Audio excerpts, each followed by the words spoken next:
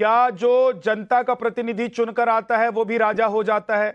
अखिलेश यादव जो कह रहे हैं वो सिर्फ तंज है, चिढ़ाने के लिए कह रहे हैं, या अखिलेश यादव को आप लोगों ने फैजाबाद अयोध्या सीट जिता दी है तो इसीलिए उनको घमंड हो गया? आपको क्या लग रहा है?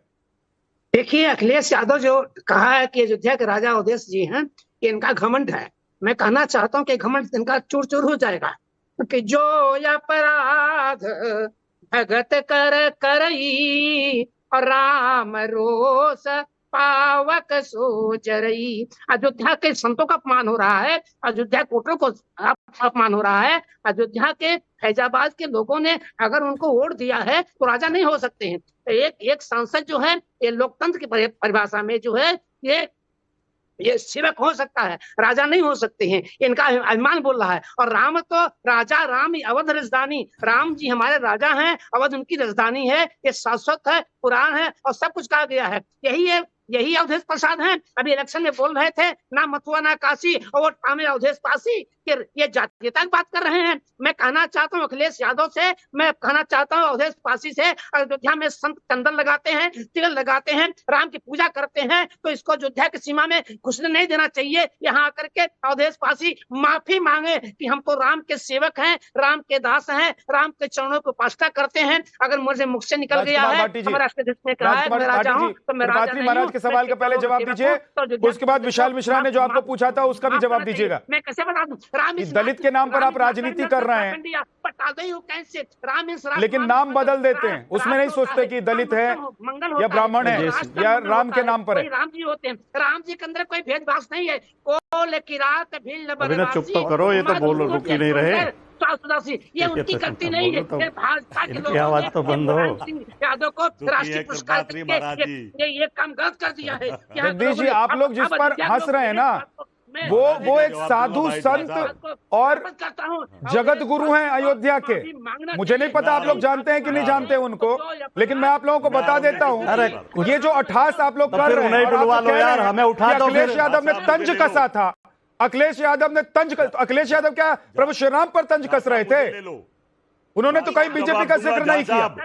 राजकुमार भाटी, एक बार रुकिए, राजकुमार भाटी को जवाब देने दीजिए, उसके बाद जय शर्मा आपके पास आऊंगा।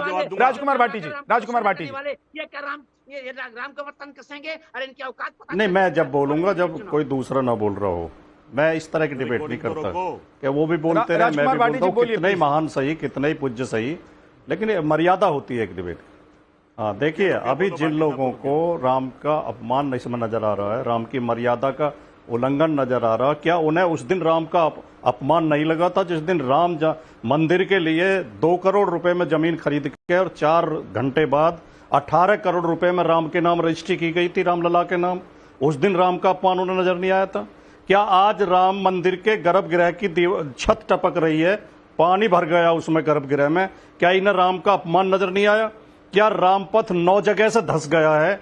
भारतीय जनता पार्टी की सरकार और ट्रस्ट के भ्रष्टाचार पग पग पर चिल्ला चिल्ला के भ्रष्टाचार बोल रहा है और ये लोग आंखें मूंदे हुए हैं। क्या इन्हें राम का अपमान नजर नहीं आया? अब महाराज जी कह रहे हैं कि हम एक निर्वाचित सांसद को, जो देश की संसद के लिए संवैधानिक तरीके से चुनाव से जनता ने चुना है, जिसे जनता ने वोट दिया, उसे घुसने नहीं देंगे। ये मर्यादापूर्ण बात है क्या? ऐसे देश चलेगा क्या? इस तरह देश चलेगा? धौंसपट्टी से देश चलेगा? जो आपको पसंद नहीं है, जिसका चेहरा आपको अच्छा, तो जनता तो ये तय करेगी ना कि उसको फिर से घुसने देना है कि नहीं घुसने देना है, उसको जीतने देना है कि नहीं जीतने देना है। राजकुमार जी, त्रिपाठी महाराज एक सेकंड रुक जाइए जरा, एक बार राजकुमार भाटी जवाब देते हैं। बहुत अच्छे तरीके से समझा दिया है, मैंने बहुत अच्छे तरीके से समझा दिया, लेकिन आप जानबूझ के समझना नहीं चाहिए। समझ तो आप गए, लेकिन जानबूझ के आप उसे ही दोहराते रहेंगे। वो जनसेवक हैं, जनप्रतिनिधि हैं, लेकिन मुहावरे के तौर पे राजा कहा जाता है जो चुन निर्वाचित होकर आता। हमारे राजा, पति को भी राजा कहती हैं औरतें, महिलाएं अपने घर में, हर महिला का पति उसका राजा होता है। अयोध्या के मुहावरे होते हैं, ये प्रतीकात्मक शब्द होते हैं, पति का मतलब ये स्वामी सिंबल होता है। होते हिंदी हैं। मत पढ़ाइए राजकुमार अरे यार, क्या अब बताओ क्या जवाब दिया जाए? तो अब आप ये कह रहे हैं कि वो तो राजा भी है और स्वामी भी है अयोध्या के। टीचर रहा हूं, क्यों नहीं पढ़ा हूं? राजकुमार जी, मैं भी पढ़ा हूं, आप जैसे किसी टीचर से पढ़ के निकला हूं, एंकर एक पक्ष में खड़ा हो जाए। अभी आपकी पढ़ाई और मेरी पढ़ाई का सवाल नहीं है राजकुमार भाटी जी, सुनिए सही मेरी बात। मैं ये पूछ रहा हूं कि अखिलेश यादव ने राजा कहा और आप कह रहे हैं कि वो स्वामी भी है। आप पहले मेरी बात पूरी नहीं हुई, पहले मुझे एक वाक्य बोलने दीजिए आप।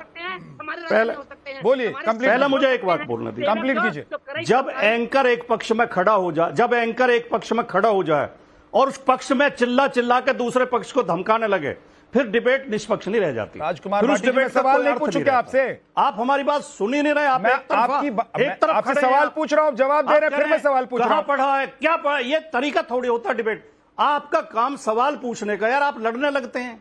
मैं सवाल पूछ रहा हूं, लेकिन जब हम आपका पक्ष विपक्ष नहीं है, आप बीच में खड़े हो, राजकुमार आप रेफरी हो, आप रेफरी हो। प्रॉब्लम यह है ना कि अखिलेश यादव ने राजा बता दिया, उसको डिफेंड करना आपके लिए मुश्किल हो रहा है।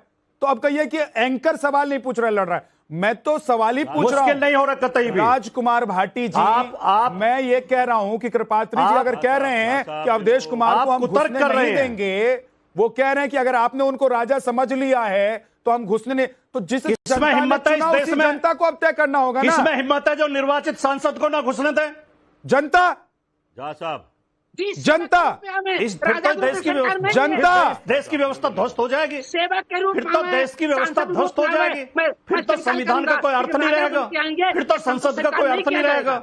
अगर जनता के द्वारा निर्वाचित लोगों को भी धमकी दी जाने लगेंगी तो फिर ये देश कैसे चलेगा? मतलब आप राजा, आप कानून व्यवस्था में विश्वास रखते हैं, आप राजा अवधेश पर नहीं विश्वास बोलेंगे रखते हैं कि नहीं रखते? राजकुमार जी, आप राजा अवधेश पर नहीं बोलेंगे। एक सेकंड, शलभ मणि बहुत देर से हाथ उंगली उठाकर बैठे हुए हैं। शलभ जी, मैं जवाब दीजिए। बोला हूं लेकिन आप सुनेंगे नहीं। शलभ मणि, अब राजा बन के आएंगे। अब देखिए, राजकुमार जी की भाषा से तो लग रहा है कि उन्होंने अवधेश जी को राजा ही मान लिया है। उन्होंने कहा कि किसकी हिम्मत है, कौन धौंस दे सकता है, कौन रोकने से घुसने से रोकेगा। तो राजकुमार जी, हम लोग लोकतांत्रिक व्यवस्था में काम करते हैं और लोग प्रधानमंत्री मुख्यमंत्री के भी रास्ते को रोकते हैं। शलभ मणि जी भी, राजकुमार भाटी जी और जगदीश जी भी, आप लोग जानते हैं कि जो जनता आपको संसद तक पहुंचाती है वो सड़क पर आपको रोक भी सकती है और अगली बार आपको यह भी बता देगी कि हमने जो चुनकर भेजा था आपको, वो हमने गलती की थी या सही किया था। तो जनता को ही तय करना है राजकुमार भाटी जी। इसलिए मैं कह रहा हूं कि जनता अयोध्या में जाने से रोक नहीं सकती है। ना कि करपात्री जी महाराज।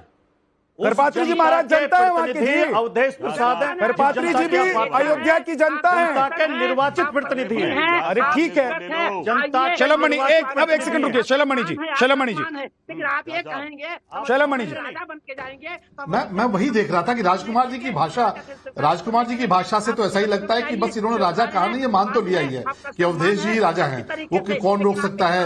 ये तो इस देश में लोकतांत्रिक व्यवस्था है, कोई भी घेराव करता है, मुख्यमंत्री तक के घेराव होते हैं, प्रधानमंत्री तक के घेराव होते हैं। और रही बात, देखिए अभी हमारे साथी कह रहे थे, मैं सुन रहा था कि ठेकेदारों को मिर्ची लग गई। नहीं, हमें मिर्ची नहीं लगी, इस देश के लोगों को मिर्ची लगी है और आपको नहीं लगती होगी, क्योंकि आपने तो रामचरितमानस की प्रतियां फड़वाई हैं, आपने तो रामचरितमानस जलवाई है।